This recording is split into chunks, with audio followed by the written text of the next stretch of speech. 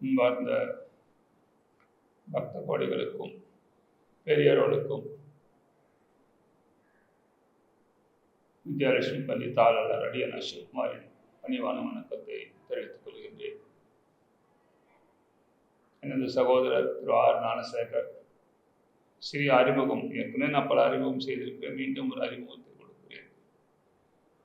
15 ஆண்டுகளுக்கு மேலாக புனிதத்தல யாத்திரைகளை மிக சிறப்பாக அழைத்து சென்று வருகிறார். வடநாட்டில் உள்ள அனைத்து புனிதத்தல யாத்திரைகளையும் மற்றும் ராமேஸ்வரம் போன்ற இடத்திற்கும் அழைத்து சென்று வருகிறார், போயிட்டு வருகிறார். கடந்த ஆண்டும் ஒரு 7 புனிதத்தல யாத்திரையை மேற்கொண்டார். இப்போ வருகின்ற இந்த மார்ச் முதல் அவர் மீண்டும் ஒரு 7 புனிதத்தல யாத்திரையை அவர் மேற்கொள்கிறார். அவருடைய நோக்கம் பணம் சம்பாதிப்பது அல்ல. தெளிவாக சொல்லிடுறாங்க. சகோதரன்றதுக்காக நான் சொல்ல மாட்டேன், போய் சொல்ல மாட்டேன். அவர் பணம் சம்பாதிப்பது நோக்கம் இல்லை. அவருக்கு பிஸ்னஸ் இருக்கு, அவர் பிஸ்னஸ் நல்லா பண்ணிட்டு இருக்காரு. பொது சேவை, மக்கள் சேவை, அதில் அதிகமான ஈடுபாடு. சாய் பாபாவுடைய டிவோட்டி, புட்டபத்தியரோட அடிக்கடி டிவோட்டி. அதுக்கப்புறம் பார்த்தீங்கன்னா வியாபாரிகள் சங்க தலைவருக்கு அதில் மிகப்பெரிய பங்களிப்பு இருக்கார். வியாபாரிகளுக்கு எந்த கஷ்டம் இருந்தாலும் எங்கள் சகோதரர் ஆர் ஞானசேகரை பார்த்தால் பிரச்சனை தீர்ந்துவிடும் என்ற அளவுக்கு சேவையை செய்து கொண்டிருக்கின்றார். இப்பொழுது துணைத் தலைவராக மிக பழமை வாய்ந்த செங்குந்த கல்வி சங்கத்திலே துணைத் தலைவராக தேர்ந்தெடுக்கப்பட்டு அங்கும் தன் சேவையை தொடர்ந்து கொண்டிருக்கின்றார் என்பது அவரை பற்றிய சிறிய அறிமுகம். 7 புனிதத்தல யாத்திரைகளை ஒவ்வொன்றாக ஞானசேகர் அவர்கள் சொல்லியிருக்கிறார், என் சகோதரர் சொல்லியிருக்கிறார். தொண்டையின் பரிசுக்கு நிறைய பேச முடியல, என்னுடைய வாய்ஸின் கிளாரிட்டி கிடையாது. அதனால் சகோதரரை எல்லாவற்றையும் சொல்லுமாறு கேட்டுக்கொண்டேன்.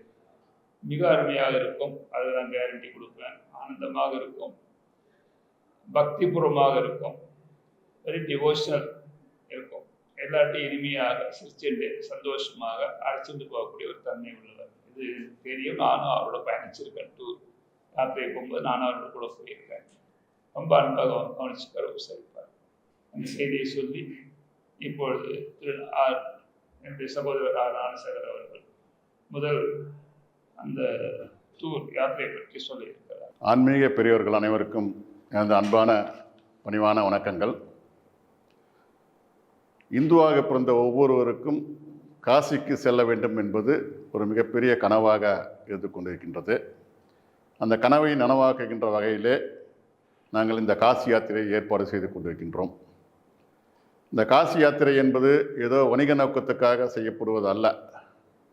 முழுக்க முழுக்க சேவை மனப்பான்மையோடு இந்த காரியத்தை நாங்கள் செய்து கொண்டு வருகின்றோம். இறைவன் அருளினால் எனக்கு வேறு விதமான தொழில்கள், அதன் மூலமாக நாங்கள் பணத்தை தர்மத்தின் அடிப்படையில் நேர்மையாக சம்பாதித்து அதை நல்வழியிலே செலவு செய்ய வேண்டும் என்ற சிந்தனையோடு நாங்கள் வாழ்ந்து கொண்டிருக்கின்றோம். ஏன்னா எனக்கு பெரியவங்க சொன்னதே, எந்த தொழில் செஞ்சாலும் அதில் தர்மத்தையும் நேர்மையும் கடைப்பிடிக்கணும், அப்போ தான் தொழில் வளரும் என்று சொல்லி என்னை வளர்த்தார்கள். அந்த அடிப்படையில் தான் நாங்கள் தொழில் செஞ்சிருக்கின்றோம். ஆகவே இந்த சுற்றுலாவில் பணம் சம்பாதித்தான் நாங்கள் வாழ வேண்டும் என்ற அவசியம் இல்லை. ஆனால் இதன் மூலமாக கிடைக்கக்கூடிய சின்ன சின்ன வருவாயை கொண்டு பல நல்ல காரியங்களுக்கு, அதாவது செய்கின்ற தர்மத்தை மிகச்சரியான இடத்தில் செய்ய வேண்டும் என்ற சிந்தனையோடு இந்த சுற்றுலாவை நாங்கள் ஏற்பாடு செய்கின்றோம். முதல்ல இப்போ நம்ம ஃபஸ்ட்டு காசி யாத்திரை. காசி என்பது காசி மட்டுமல்ல, முதல்ல நம்ம திரிவேணி சங்கமம் அலகாபாத் சென்று அங்கே திரிவேணி சங்கமத்தில் நீராடி, அங்கே சுமங்கலி பூஜை செய்து வேணிதானம் என்று சொல்வார்கள், வேணிதானம் செய்து, அதன் பிறகு அங்கிருந்து நாம் கயா சென்று, கயாவில் முன்னோர்களுக்கு தன்னுடைய 7 தலைமுறைக்குமான முன்னோர்களுக்கு தர்ப்பணம் செய்து அந்த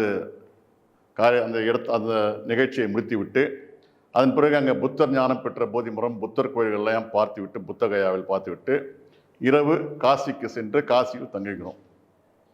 மறுநாள் காலையில் காசியில் கங்கா ஸ்நானம், கங்கை குளியல்னால் ஏதோ இந்த கரையில் விட்டுறது இல்லைங்க, போட்டில் அந்த கரைக்கு எட்டு போய் ஆனந்தமாக நீங்கள் விரும்புகின்ற நேரம் வரை உங்களை தொந்தரவு செய்யாமல். ஏன்னா காசியில் கங்கையில் குளிக்கிறது மிகப்பெரிய ஒரு புண்ணியம். அதில் அவசரமாக படுத்தாமல் அவங்க விருப்பம் போல் 1 மணி நேரமோ 2 நேரமோ நிம்மதியாக குளித்து விட்டு அங்கே இருக்கிற எல்லா காட்டையும் பார்த்து விட்டு மீண்டும் ரூமுக்கு வந்து தங்கிட்டு மதியத்துக்கு மேலே காசி விஸ்வநாதர், காசி அன்னபூர்ணி, காசி விசாலாட்சி ஆகிய தெய்வங்களுடைய தரிசனத்தை முடித்துவிட்டு அதன் பிறகு கங்கா ஆரத்தி, மிக புகழ்பெற்ற கங்கை கரையில் நடைபெறுகின்ற அந்த கங்கா ஆரத்தியை பார்த்துவிட்டு இரவு மீண்டும் காசியில் தங்குகிறோம். மறுநாள் காலை அங்கிருந்து புறப்பட்டு பஸ் மூலமாக புறப்பட்டு அயோத்தி சென்று அயோத்தியில் ராமர் பட்டாபிஷேகம் நடந்த இடம், ராமர் கோயில் மற்றும் இப்பொழுது நம்முடைய பாரத பிரதமரால் தந்து வைக்கப்பட்ட ராமருடைய ஆலயத்தை தரிசனம் செய்துவிட்டு மீண்டும் காசியிலேயே தங்கிவிடுகின்றோம். அதற்கு மறுநாள் காசியில் சுற்றியுள்ள காலபைரவர், துர்கா மந்திர் போன்ற பல்வேறு ஆலயங்களினுடைய தரிசனத்தினை பார்த்துவிட்டு மீண்டும் இரவு அங்கே காசியில் மட்டும் நாம் கிட்டத்தட்ட 3 நாள் தங்குறோம். அதன் பிறகு அதுக்கு மறுநாள் பஜார் பர்ச்சேஸ், இந்த காசி தீர்த்தம் வாங்குறது, அன்னபூர்ணி பஜார் பர்ச்சேஸ் எல்லாம் முடிச்சுட்டு அன்றைய மீண்டும் ரயில் மூலமாக சென்னை அடைவதாக ஏற்பாடு செய்து கொண்டோம். இதனுடைய மொத்த சுற்று நாட்கள் பார்த்திங்கன்னு சொன்னால் 9 நாட்கள். அதில் ட்ரெயினில் 3 நாள் போயிடுது போக வர. அயோத்தி 1 நாள், கயா 1 நாள், அலகாபாத் 1 நாள், மொத்தம் 3 நாள். காசியில் 3 நாள், டோட்டல் 6 நாள். அங்கே இந்த 6 நாள் தங்கக்கூடிய இடம், 3 வேளை சைவ சாப்பாடு, பிஸ்லரி வாட்டரு, போக வர ஏசி புஷ்பேக் பஸ்ஸு எல்லாமே, அதாவது எப்படி சொல்கிறதுன்னா ஏதோ கூட்டு போகிறோம் தங்க வைக்கணும் இல்லாமல் மிக மிக சௌகரியமாக எல்லோரும் சந்தோஷப்படக்கூடிய வகையில் அந்த சுற்றுலாவை, அந்த தங்குவதற்கான ஏற்பாடுகளை நாங்கள் செய்கின்றோம். இதற்கான கட்டணம் ட்ரெயினில் ஏசிக்கு தான் கூட்டு போகிறோம். 3 டயர் ஏசிக்கு 21,000 ரூபாய். சிலர் எங்களுக்கு 2 டயர் வேணும் அப்படின்னா அதுக்கான ஏற்பாடுகள் நாங்கள் செஞ்சு தரோம். இல்லை நாங்கள் விமானத்தில் வரோம், விமானத்தின் மூலமாக நாங்கள் பயணிக்க வேண்டும் என்று சொன்னாலும் அதற்கான ஏற்பாடுகளை நாங்கள் செய்துக்கணும். இங்கே வரக்கூடிய அத்தனை பேரையும் எங்களை பொறுத்தவரையில் எங்கே சேவை இருக்கின்றதோ அங்கே இறைவன் வாழ்வார். சிவனடியார்களுக்கு செய்யும் சேவைதான் மிகச்சிறந்த சேவையாக கருதப்படுகிறது.